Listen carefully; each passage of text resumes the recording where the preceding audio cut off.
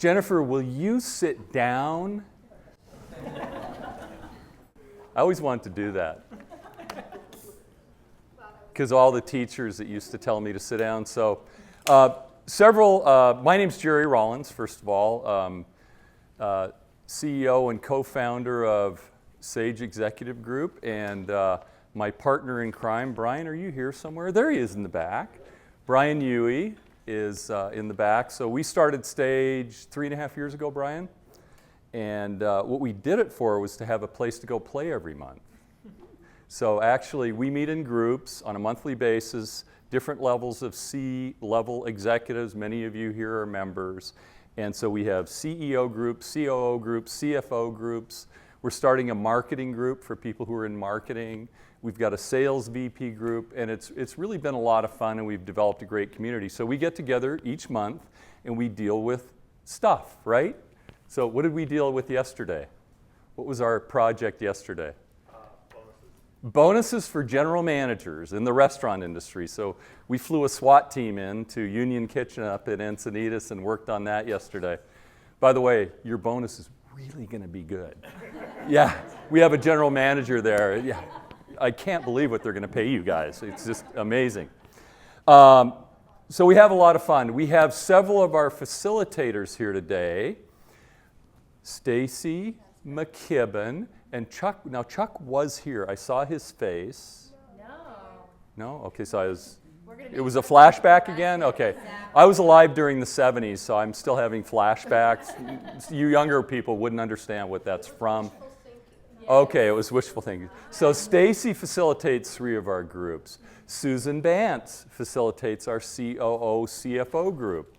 Michael Mack of restaurant fame in the back facilitates one of our groups. Who else? Am I missing anybody? Todd Clyde works with us as well. So thank you for joining us tonight. So a couple thank yous. Thanks for, if you enjoyed the beer, the wine, or the food. John Harvey is ill today, but any of you know John Harvey from the banking world? So you know John from the banking world. So John's a longtime banker in San Diego. He is now regional president for First Choice Bank. They're our sponsor today, so thanks to John for the food, the beer, and the wine, because we do everything on the cheap at Sage, right? Because we have a CFO, so Brian is actually an accountant as well as being my partner. So he makes sure we actually make money every month. And then secondly, I want to thank Eddie Wang Rodriguez. Other than being a great baseball player, Eddie is also the managing partner of Mintz Levin. So Eddie worked his way through school up at UCLA playing baseball. And who knew that he played on good teams there? I don't know what decade he played in. He's younger than me. But now he's a managing partner of Mintz Levin, and I don't know whether you know of them, but very well known in this market. And they make this facility available to us as a partner here. So I'd like to thank him as well. So this is an interactive discussion today. So it's not going to be a speech, okay? So I want all of you to interact. I want any of you who don't agree with any opinion I have. What's the old story about opinions? Everybody's got one, right? And there's actually a Fowler part to it, but I'm not going to mention that because I just don't go down that path. Todd told me today in our meeting, we had a meeting from noon to 4 of CEOs today, and how many naughty cards did I get today?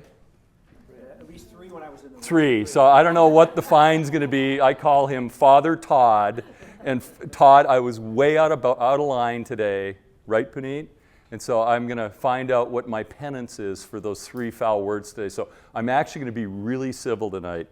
And another guy, funny story, but where is Gordon? So Gordon's my oldest living friend in San Diego. So I think 37 years ago, he was my neighbor when I moved to San Diego to play hockey.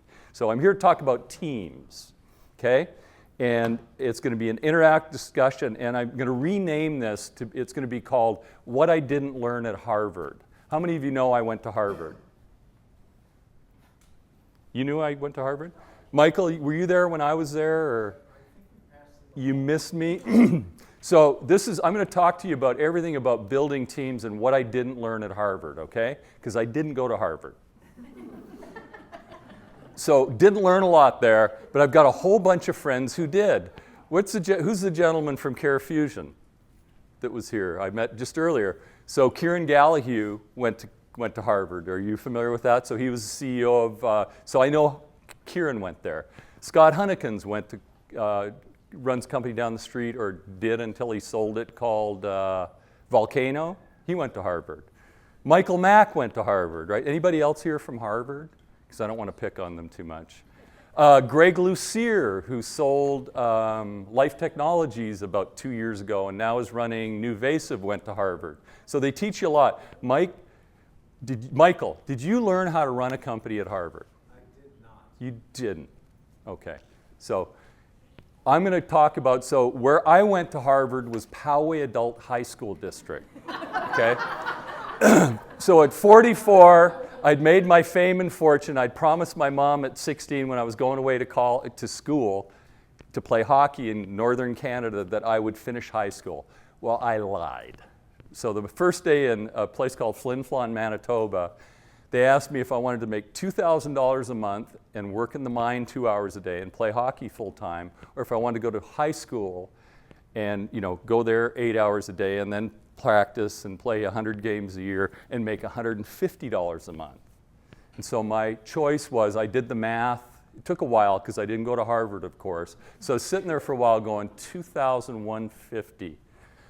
So that's when I dropped out of school. So I went back to, after I sold my third company, I went back to Poway Adult High School District and got my GED at 44. Harvard's next. So thanks for allowing me to speak. I'm going to talk about what I learned in sports and business, because how many of you went to college? Put your hands up, because I know it's everybody other than me in this room, right? So is anybody, okay, better question. Who didn't go to college? So I'm the one speaking, right? So credibility out the window, right? So you're not going to listen to anything I say now. But what I did learn, as a matter of fact, another funny story is Gordon Crass got me my first job in sales. So I came to San Diego. I'm a washed-up hockey player, after playing for 6 years professionally. And I go to Gordon, my neighbor, and I say, I got to get a job. And nobody will even talk to me because I don't have a college degree and don't even have a high school degree. And he said, I can get you a job. If you can lie and cheat and steal, you can go into sales. And so he got me my first job. Didn't last well, but did really well. So I want to ask you the first question today. Now, don't blurt out the answer, because any of you like to wager if it's a small amount of money? Because I'm going to ask a question. If you want to answer it, you have to put up your hand. Do not say it out loud. If you've seen this before, Evan, you have seen this before, you're not allowed to answer it. Okay, so you've got to, because I know you guys all went to USD, like we have the master's program at USD. Again, you see I have all these pent-up aggression and feelings against people who went to school. I hate them, And Professor Michael Mack, who taught those three. So this is going to require some thought. So there's a thin red line. There's winning on one side of the line and losing on the other. So who wants to bet that they can describe exactly what this means to me? Who wants to bet? And here's the bet. If you get the right answer, I'll give you $20, because I'm not a big spender. This is all my wife gives me every week, $85 a week. But you've got to bet $5 if you think you have the right answer. So you have, okay, so now let me see your money, because I don't want to get, Susan, you don't know if you have it, because my wife bets all the time, and then she goes, well, I don't have any money. I don't take checks. Okay. So what do you think this means? I think there's one thing that, in your mind, makes the difference between a winning and a losing team. Or, I'm sorry, winning and losing. I think it's the team. Okay, you lose, because I'm the judge. It's pretty good, huh? Yeah. No matter what she said, you lose. I like this. Anybody else want to try it? I don't think so. Come on, somebody. Okay, so there's a thin red line there. There's winning on one side, and there's losing on the other. I don't have any money. Being satisfied with the result. Okay? There's a very small, thin line between winning and losing. The difference between being successful at something, having a successful company, and I relate it back to sports, golfers, there used to be this guy, Tiger Woods, who used to be a good golfer, and something's wrong now, he just can't score. There's a little difference between winning and losing. There's a very small difference. You can have guys that are the best golfers or girls best golfers in the world, and yet they go on the tour and they can't even qualify for a tournament, right? I think it's the same in business. So there's very, very little things make great teams, and little things. By the way, your answer was good. It was kind of a CFO kind of answer. Yes, Desiree. Mindset? Okay. Great. She works for you? Okay. And she went to Chico State? Okay. She was a cheerleader there, I can tell, yeah. I didn't mean it. It was her cheer. Yeah. Okay. So you all didn't get the answer right. So again, not a comment on you. So thin line. So what do great businesses or teams have in common? And this is your opinions now, okay? So what do they have in common? So I want you to just say businesses you've been in, tell me something about great teams / and or businesses you've been in that you think are just great. Communication. Good communication. Okay? What other things? Common goal. Synergy. Good habits. Okay, just wait. Remember, high school, college, leadership, goals, synergy was Jennifer, right? What does synergy mean, Jennifer? Flexibility, adaptability. Willing to take calculated risks. Risk takers. In alignment.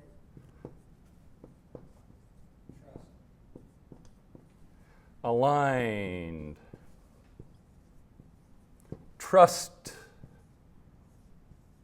Can anybody think of anything else? Accountable. To who? To who? To each other. Systems. Commitment. Passionate. Passionate. I like that word. They know the score. Who said that? Dan Beer. God. Along with being a world-class realtor, you actually know something, I would still add the persistence to the people passion.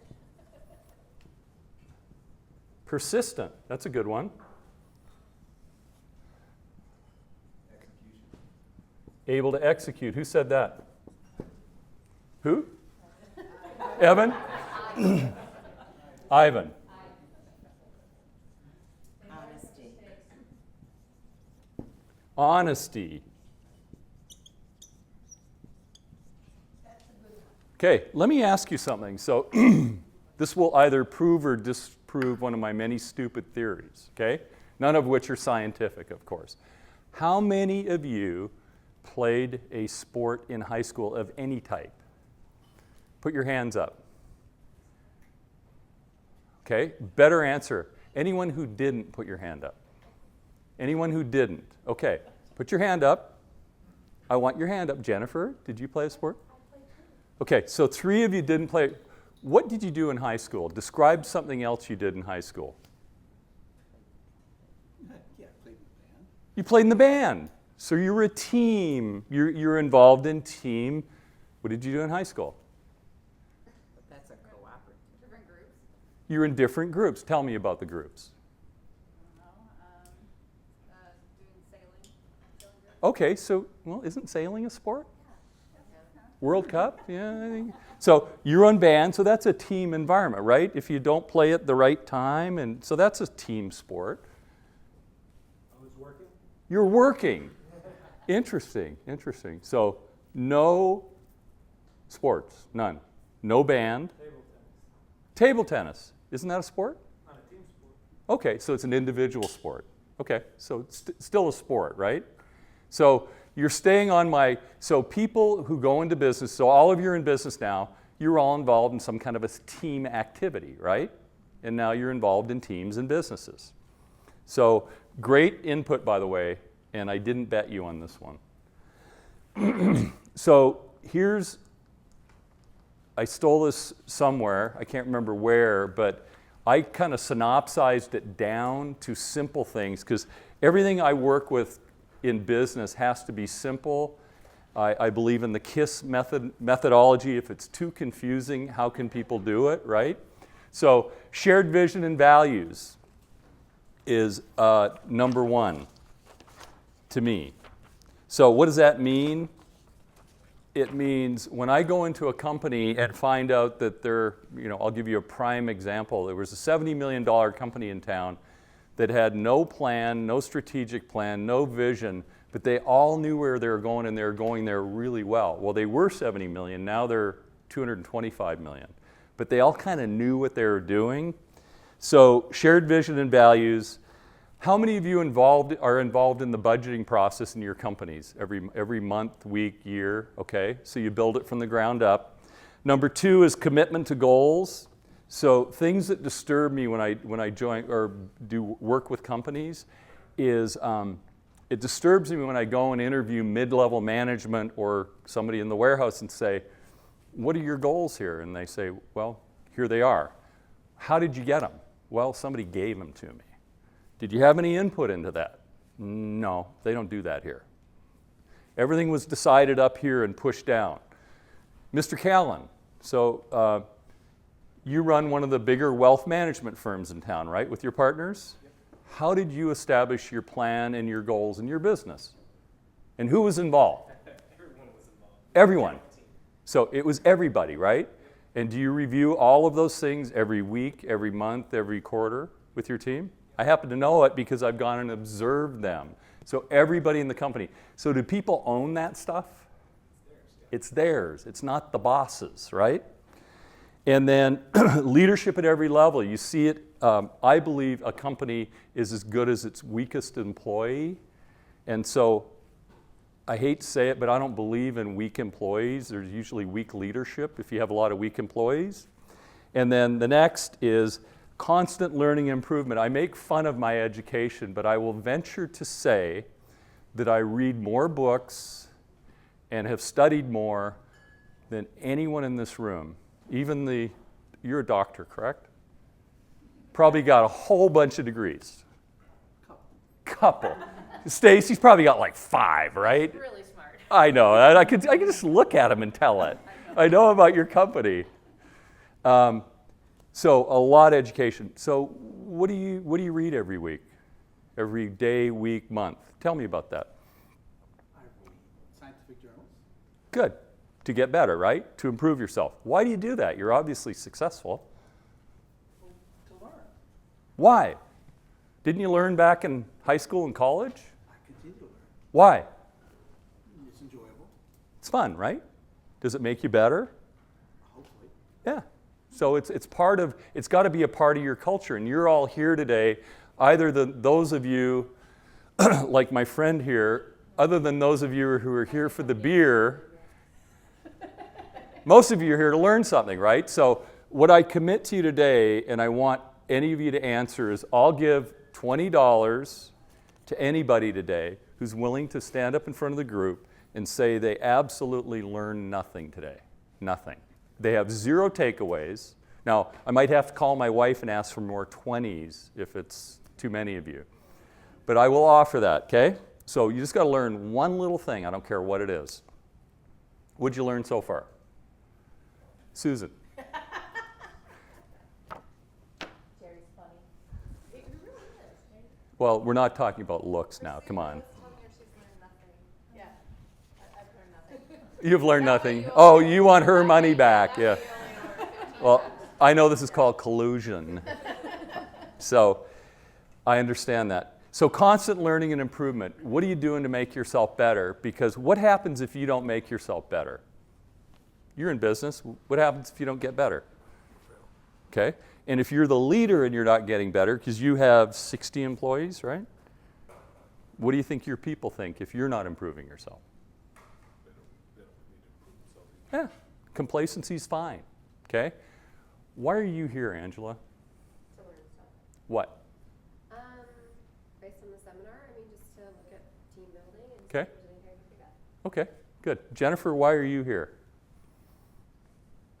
We continue to hire 2 to 3 people every single month, and so building great teams is incredibly important to Okay. us as a company. Good, good. So you've got to get some value out of it. So something I do believe is very important is there's got to be celebration in business. And, you know, I hope you can see it, but every company I ever ran, Hank, did we ever work directly together? Is there anybody here I ever worked directly with? I don't think so today. We kind of worked in different buildings in the same company, but to me, as the CEO leader of the company, I wasn't the class clown, but you had to have fun every day. Because you know what? If you gotta go somewhere every day, why not enjoy it, right? So being happy, being productive, enjoying yourself at work, I think is really important. And I still have a website from a company, there's a Facebook website from a company I ran that I think I sold in 2005. There's still a Facebook site with 79 people who every month are on there talking to each other and showing pictures and talking about the best place they ever worked. That feels good when you see things like that. It also makes me sad that everything else since then has sucked for them. Seriously, it talks about how many bad companies there are, right? So, because I don't consider that we did anything really amazing. So, leadership, you are all senior managers, leaders in companies, right?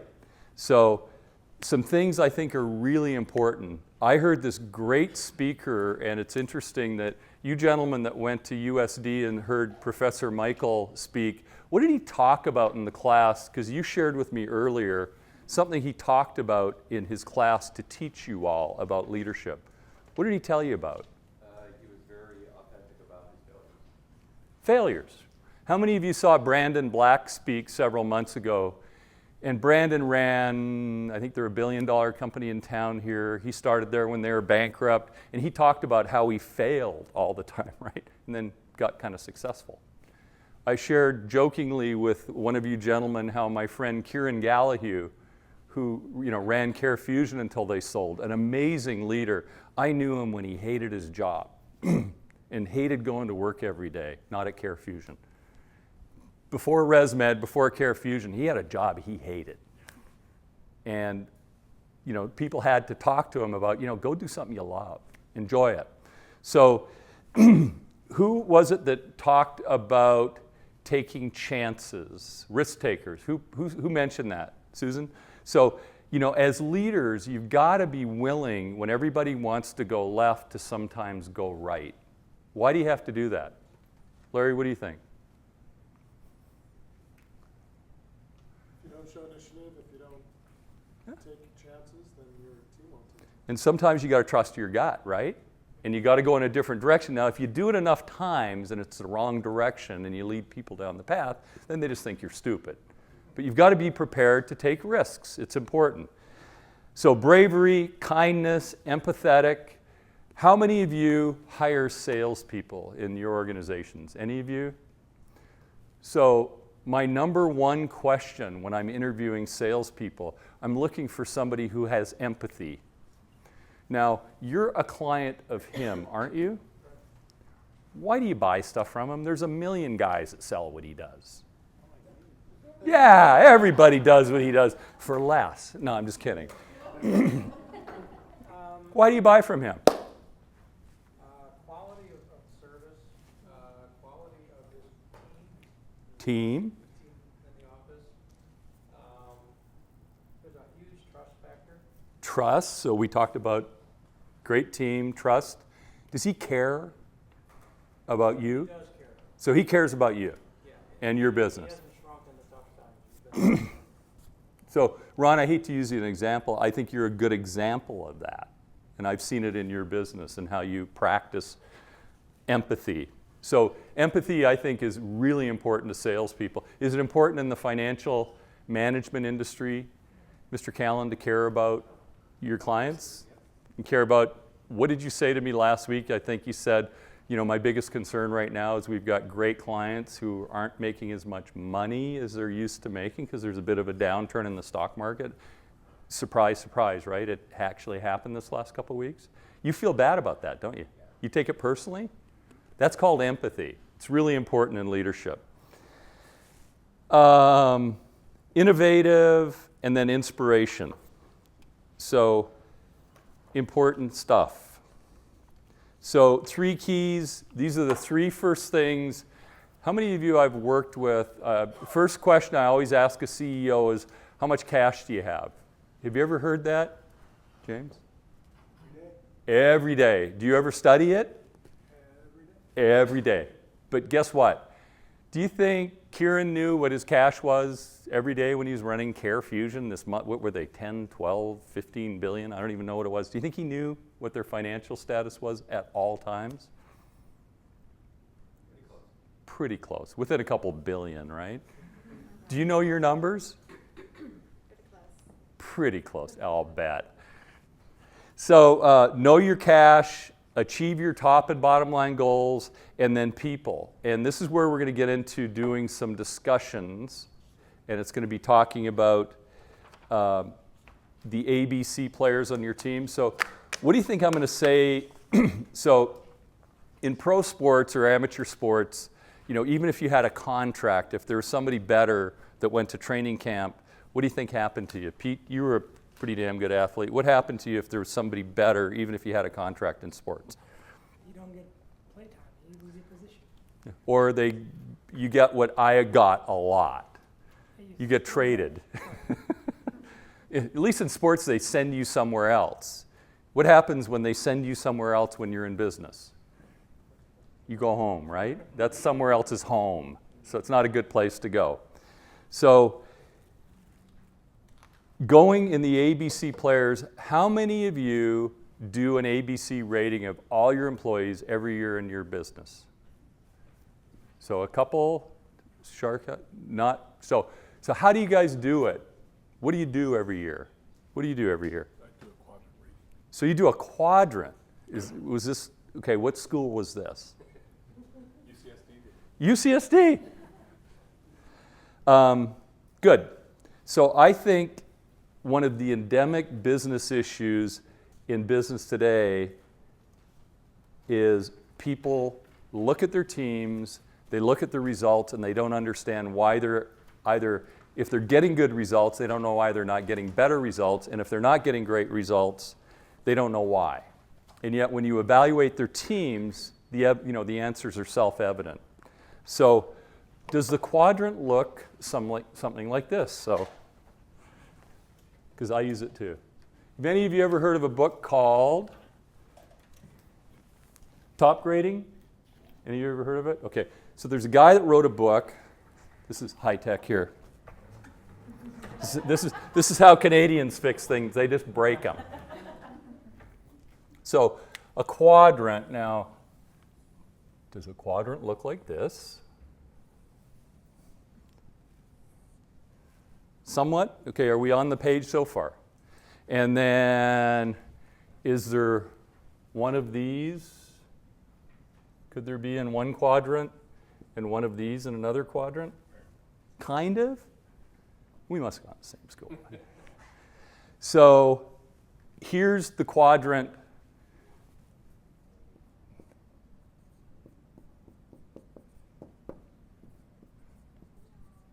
That we use just kind of in the SMART book for performance. So on one side is the ability and performance. So ability could be, they have the education, the ability to do the job, and they're your top general manager in your restaurant. They're doing a really good job. They're outperforming all the other restaurants, right? So in scoring them on an ABC, would you give them a plus or a minus?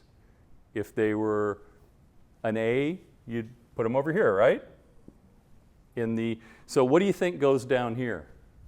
What do you think the other things you rate people on? So there's ability and performance, so they know how to score, they do the numbers, they do whatever the job's required. What do you think's on the bottom of the quadrant?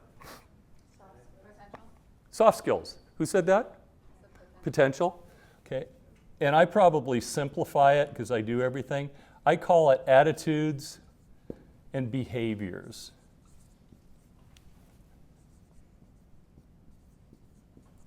So, again, they can be a plus minus. Now, what if you've got an A player? Have any of you ever had and Hank, I'm going to ask you this question. Have you ever had a top salesperson in any of your companies who was just a head case? That all your people hated, your employees hated, your customers hated them, but they put up huge numbers every month, every day, week, month. Ever had that? Oh, she hates salespeople. She doesn't look like it, but she hates them. She's, of course, going to be hiring a whole sales force next week. So, have you ever had? So, where would you score that person? Would they get a C in the attitudes and behaviors? So, what do you do when you've got this? Because, it's really easy if you have an A and an A, right? How many have somebody that's an A in every category? We all have them, right? And then you have your Bs. What do you do with your Bs? Encourage them, okay. So the point is, what do you do with your Bs and Cs? Is the world made of As? Okay, so what do you think the ratios are? And this has actually been studied. What do you think the ratios are from As to Bs to Cs? There's no money on this. It's just if you... Top rating says 1 to 10. Right?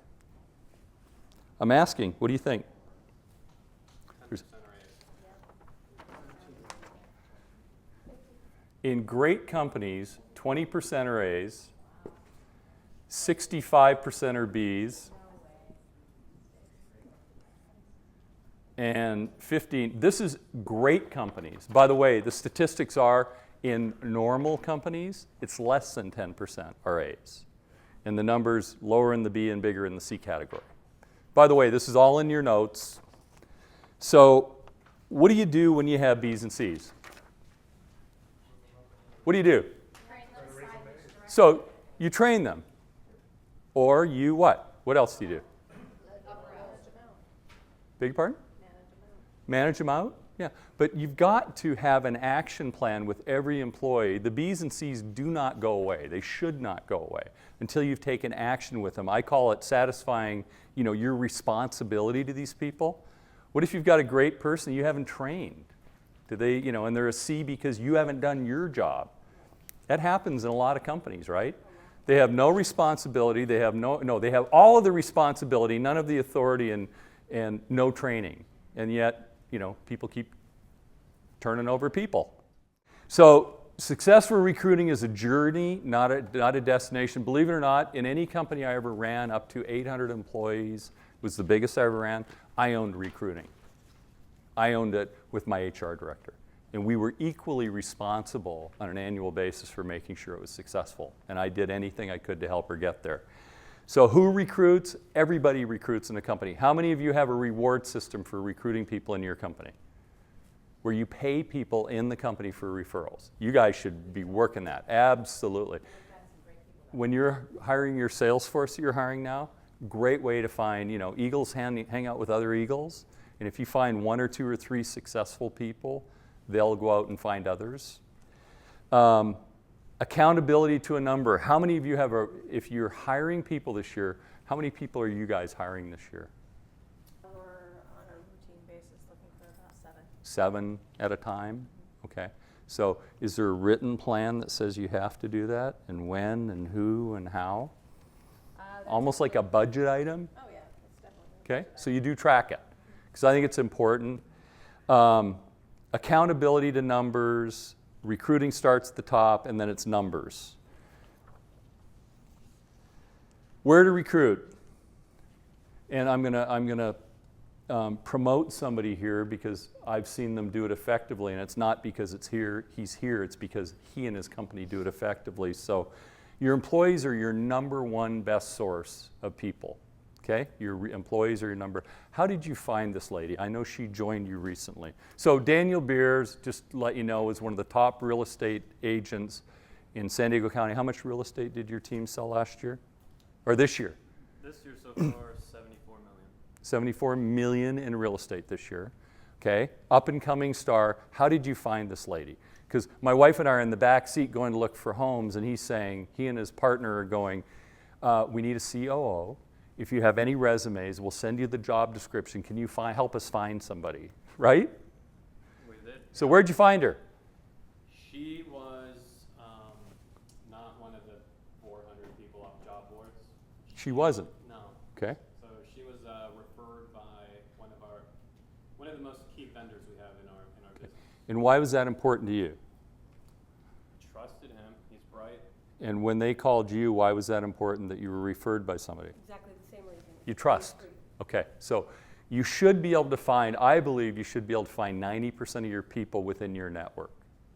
90% of your people within your network. Your competitors. I used to have a rule that my sales force, anytime they got beat on a big deal, they had to bring me the card of the competitive salesperson, and I paid them to bring me the card.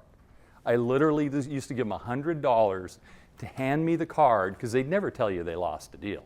But I was tracking it in Salesforce. And I knew we lost, right, Hank? I think we lost some of your salespeople sometimes. So I'd give this guy $100 for this card, and I'd call him and say, you just kicked the butt of one of my best salespeople. I'd like to meet you and talk about our company and learn from you, because you're obviously very good at what you do. Recruited a lot of salespeople that way. Suppliers, people who are, you mentioned a supplier. Internal candidates. How many of you have a career path where people can come within the organization and grow into positions? Great. And you're in the science industry, right? You're all scientists there. Is it important to have a career path for scientists? Very much, because I hire young people and I project to them, I try to evaluate them and hire them with ability, and then I help them to attain the higher position. Right. And then they go to higher, better futures, which is what I know. And I You want them to. start the process again, but this way I promote from within to lead the groups, and I like it. You know what the sign of a great leader is? When some of your people are leaving to go run other companies. When some of your people are leaving to go run other companies. Who are some examples of that? Any of you ever heard of a guy by the name of Greg Lucier in town? So he ran a little company called what? Life Technologies? When he got there, he came from GE. He took the company from, you probably know the numbers better than me, 300 million to 10 billion? Somewhere. Sold it for 10 billion, somewhere in that number. 4 of the people that were in his companies are presidents of, or CEOs of companies in town now. He bred all these great leaders because he was a good leader. He was a tough guy, but he was fair. So internal candidates, and then how many of you are using LinkedIn for most of your recruiting? Any of you? 1 or 2? Wow, that's amazing. So LinkedIn is the best business tool I've seen in 35 years in business. And I would share that with you. We're recruiting CEOs to our business groups through LinkedIn, and I'm talking about amazing people. I don't know whether any of them are here today that we recruited through that, but we're recruiting amazing people utilizing LinkedIn. David Steele of Everyone Linked and his partner over here are an example of a company that does that for you, because unless you know how to do it, I always pay somebody who's smarter than me to do everything, which is pretty easy because most people are smarter than me. And then I'm going to tell you, Susan, you said something earlier about Jerry. It was meant as a compliment, but what did you say about me? I said you're better than Kevin Bacon with 6 degrees of Kevin Bacon and it's 2 degrees of Jerry. So if you develop centers of influence and circles of influence, you bring value to everybody's life. You represent people, you help people. You're truly out there helping them, not doing things for personal gain, but to help people. That's what a center of influence is, and it's how you can get better. So centers of influence. Gordon, who's my lifelong friend, I was involved in a little consulting job up in Carlsbad. I think you're president there now? Yes. Running that company? So I said, I don't have time to handle this. Gordon's a proven professional. He just sold his company. Can you come up and help here? They fired me and hired him as president, which was a good move. So where not to recruit. So I have 4 places I don't recruit. Does anyone here know what a headhunter is? Recruiter, headhunter. Okay. There are exceptions in this area. If I were hiring in accounting or legal or in a high-level scientific position, I would consider utilizing those type of people. But we typically know who those people are anyway, but I've never paid a recruiting fee in my life. By the way, I did do a study there. I polled 40 CEOs, and I asked them how many great people in their life they'd ever hired through a recruiter. What do you think the answer was? Great people in their life that were game changers that they'd ever hired through a recruiter. What do you think the number was out of 40 CEOs? This is a true number. 0. It was 0. And these were companies from $20 million to $1 billion in revenue. None of them had ever found a game changer through a headhunter. Now, the exceptions there are accounting, because sometimes there's accounting professionals that you can find through there. Number 2 is newspapers. How many of you read a newspaper anymore? Interesting. So we had 10 CEOs together today. How many of those 10 CEOs do you think read a newspaper every day for their news? 0. I take the newspaper for one reason. For anything. For anything. Yeah, it's good therapy. There is some therapy there. But newspapers, if somebody's looking in the newspaper for a job concern, why would you not hire somebody looking for a job? This sounds really severe. Why would you not hire somebody looking for a job? Big pardon? Or, big pardon? They're unhappy where they are. Or, they're running from their current job, usually. Now, this is not a rule. This is not a rule, but I find it's almost become a rule through the years. They're going to tell you what you want to know. They're professionals. They are looking for jobs all the time, and they have a lot of them. So they have a lot of experience in looking for them. College. Do any of you have an amazing training program at your company? If you have an amazing training program, put up your hand. Because I've seen very few companies. I'll give you one exception. Peter, you're here. You guys bring in a lot of fresh out of college, brilliant young people, but you have a pretty amazing training program, don't you? I think we have a 90-day schedule and training program, and it's very much hands-on and shadowing, and very close shadowing. So they're glued it's to a very person. So it's very expensive because Yeah. People are, slowed down significantly with the new workforce. But I saw it applied in your company. They hire the best and the brightest out of all the colleges. I've seen them grow from, when I first met you, you guys were probably 50 million, and now you're billion? A bunch of numbers. But I watched them build their company with young professionals because they had a training program. But it's the exception, not the rule. It's also online young industry. So Yep. That's where you will see the most talent coming out of college. Very pliable and good for online advertising, I guess. So make sure you've got a training program if you're going to go through this. We're going to get into interviewing. So we're going to talk about interviewing. So job descriptions, I'm not going to bore you with them, but there's a tutorial in there, a statement in the back about how to write a job description. It's simple and it tells you why you write it.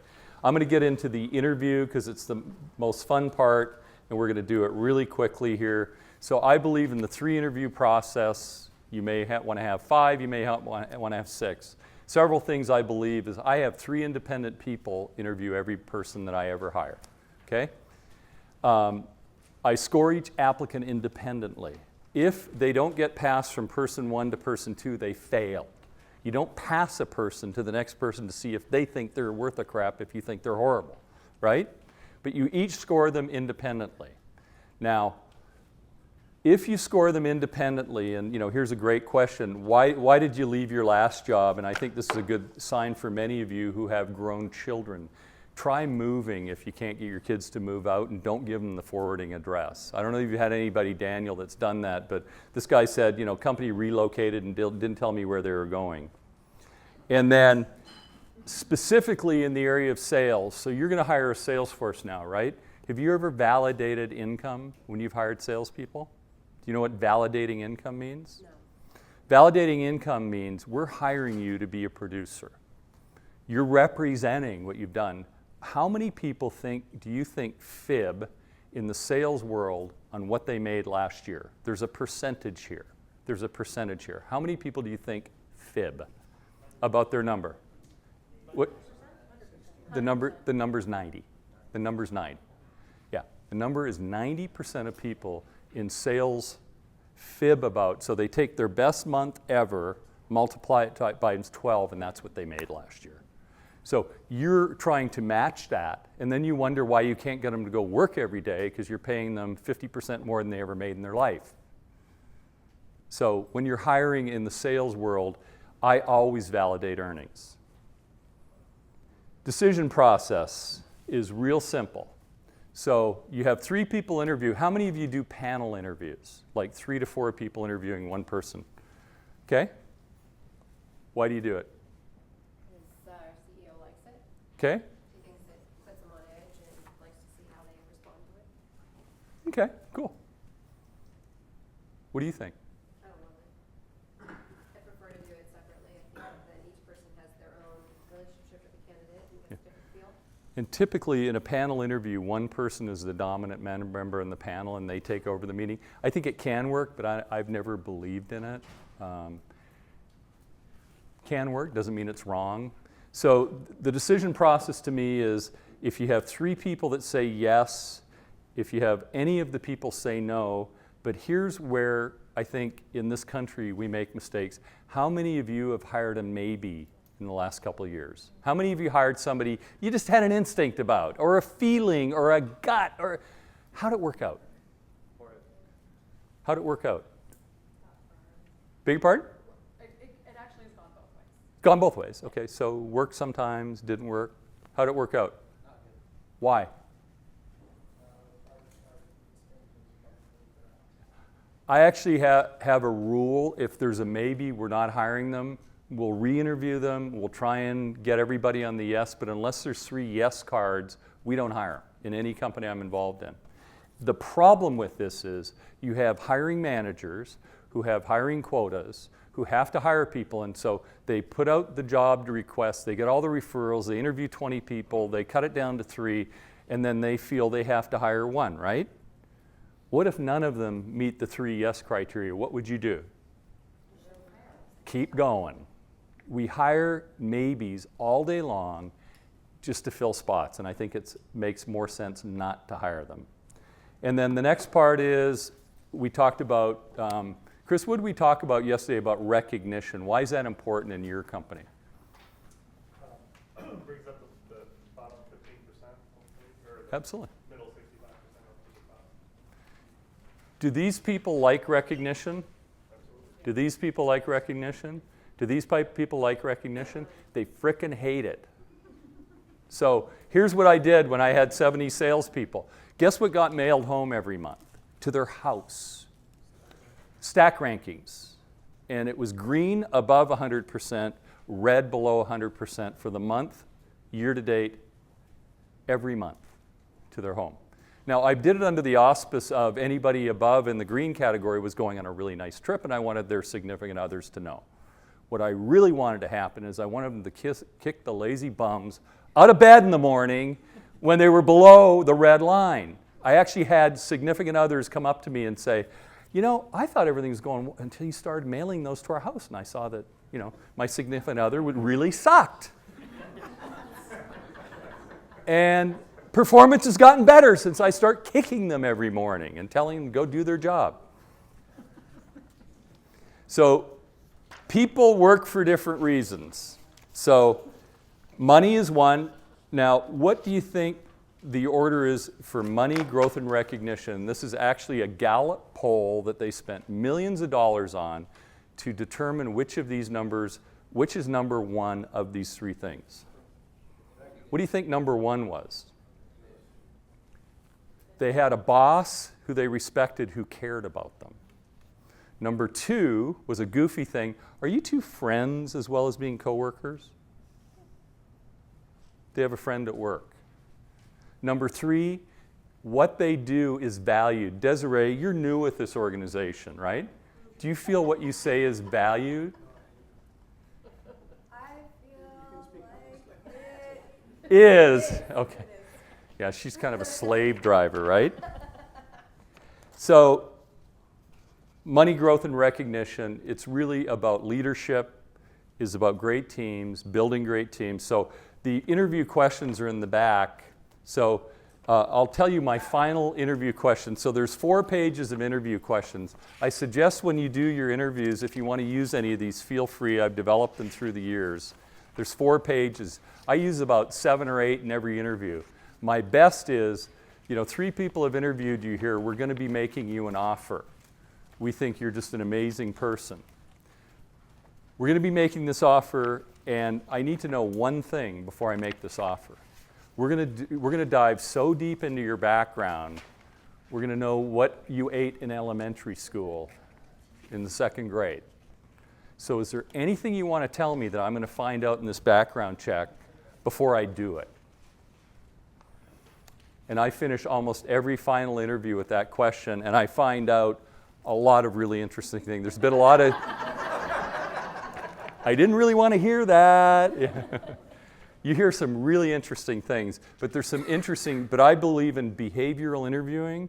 Behavioral interviewing says you don't have these stupid questions that you ask.